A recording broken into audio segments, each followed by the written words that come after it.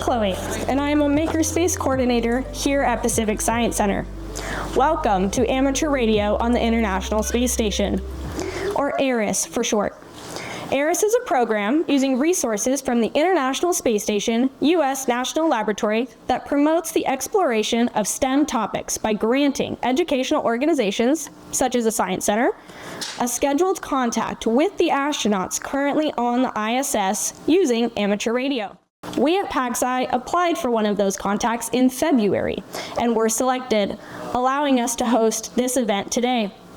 For the last 6 months, we have been working hard to order, assemble, and test all of the equipment that we will be using, including Icom 9700, for this contact. We have also been delivering curriculum and workshops with the Discovery Corps youth who will be interviewing the ISS crew member, Jeanette Epps, today. Discovery Corps is a group of teens supported as PacSci staff members that work with many departments around the Science Center by serving guests, conducting research, and participating in unique STEM and education-related enrichment activities. These teens have been learning about how the ionosphere influences radio propagation, how solar events and space weather influences satellites, as well as interview and public speaking etiquette, to name a few of their lessons. They also successfully built a Yagi tape measure antenna, soldered an attenuator kit, and conducted a fox hunt around Seattle Center.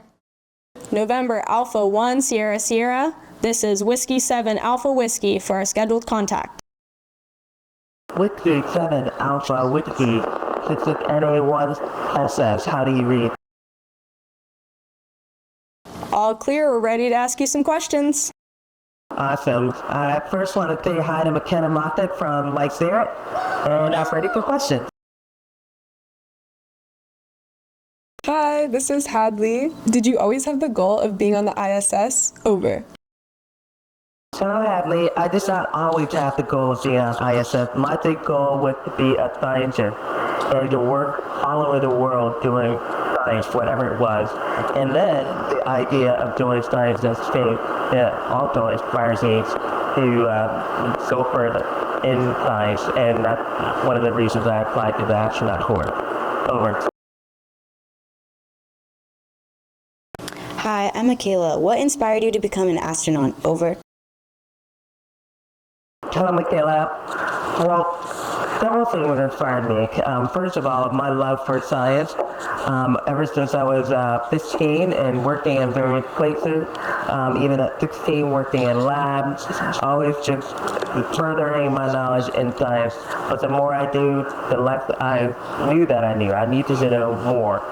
And so as I progressed in my jobs, I worked at Ford Motor Company and for the government, and doing science there just led me to want to do things in space as well. And that would just further my knowledge. And so really it's curiosity that kept me going. But I had several family members and friends that also inspired me to go on further and to apply to the astronaut corps. Over. Hi, this is Andrew. What kind of training do you have to have before going into space? Over. Well, Andrew, when you're selected to become an astronaut, most civilians like me, we have never flown jets and different things like that, and as a team. And so a lot of the training that we do when we first come on board is we learn to fly the T-38 jet, we learn how to do robotics, we learn how to do spacewalk, we learn about the space station, we even do analog missions. An analog mission meaning you could live underwater in a small habitat underwater, you can live in a cave, or you can live in other analog missions that will kind of stimulate space. So, and then we do, on top of all of that, we do a lot of emergency training. Just in case, just like after the stage, we want to have the knowledge of how to behave if there's a fire, a refugee pressurization, or we have a toxic leak up here. So we do a ton of training before we actually fly. Over. This is Celeste asking for Brent. How do you deal with emergencies or unexpected situations when you're in space? Over. That's a great question. I kind of answered it earlier. We do a lot of emergency training. So if we have a fire on board, we do a ton of training depending on where the fire is located. For a rapid depressurization, we go through a lot of training on what to do depending on which module the leak would be in. And so we train to know how to behave in these situations, just so that when the event happens, we don't have to think about it. You just automatically go and do what we were trained to do. Over. This is Celeste again. What is the coolest thing you've ever seen while you're in space? Over. Hi again, Celeste. Well, one of the coolest things that us came was an eclipse while we're safe. And what you see from the distance that they shadow moving across the paper t-shirt. There's a little bird, but it's also really beautiful to face. Over. Hi, this is Rue asking for Derek. How does an astronaut train for life in zero gravity? Over. Well, a lot of the training that we do is to train how we would live on necessarily zero gravity, but we do some training for zero gravity, like spacewalk training. We do that at the Neutral Buoyancy Lab, where we're immersed in water and you can become neutrally buoyant, which simulates microgravity. So we do a couple of things to simulate that, simulate zero gravity, but most of our training that's done underwater is the only training that we really do for zero gravity. Over. Hi, this is Miley asking for Isaiah. What precaution does an astronaut need to take to safely adjust to life in space? Over. So Isaiah, the concept that we take is that we train hard to understand the space station itself, some of the tasks that we'll have to do, so that it's almost like muscle memory to a certain extent, so that when we do arrive, everything is very familiar.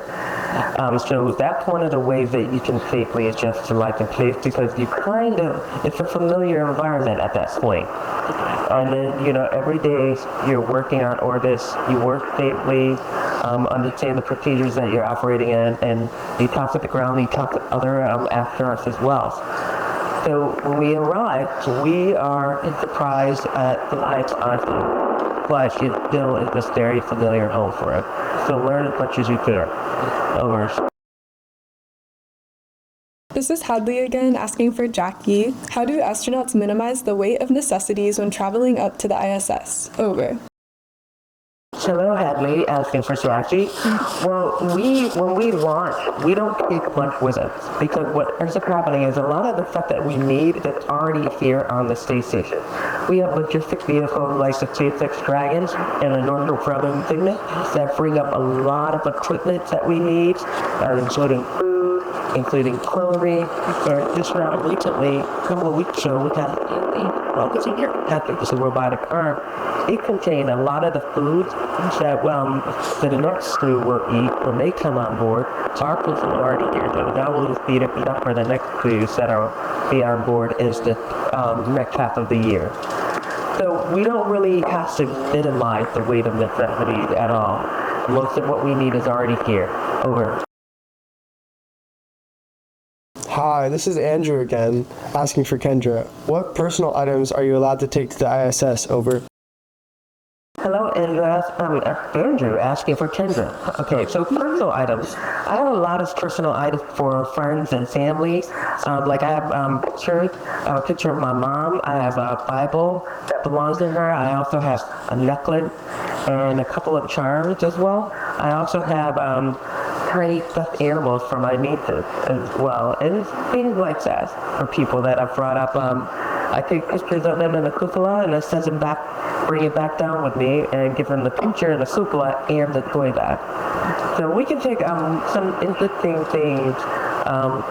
So you do have to be careful what you bring, but most things we don't bring anything too expensive that something happens, they don't get it back. So we make sure it's something that will increase in value once we bring it back for that person's personal value. Over. This is Celeste asking for Olive. What do astronauts do in their free time while up in space? Over. Hello again, Celeste. Well, there's quite a few things we can do. First of all, one of the favorite things is to take pictures out those windows. There's beautiful views of the Earth at daytime, but at nighttime, you can see the constellation, you can see the Milky Way galaxy, you can see the atmosphere around the Earth. So this nighttime is more active and more beautiful to be than daytime, but they're both exquisitely beautiful. We can watch movies, we can read lots of books. I like to listen to audio books, and we can talk to family. So we don't have a lot of free time. Nowadays we have a little bit more, but in general we're mostly busy. And we do have a little free time, and most of the times I spend it talking with family. Over. This is Naomi asking for Rue. What steps do you have to take before becoming an astronaut? Over. Well, Naomi, there's no real recipe for becoming an astronaut. So what I always suggest is that, there's a time when the call for our astronauts go out, know what's on it, know what the requirements are, so get the background of other people who gotten into the astronaut corps. But even then, there's no real recipe. So I always recommend that they could, if you ask me what you wanted to be. I wanted to become a scientist, and I wanted to All right, it looks like we're losing the signal, so can we all say thank you, Jeanette Epps? Thank you, Jeanette.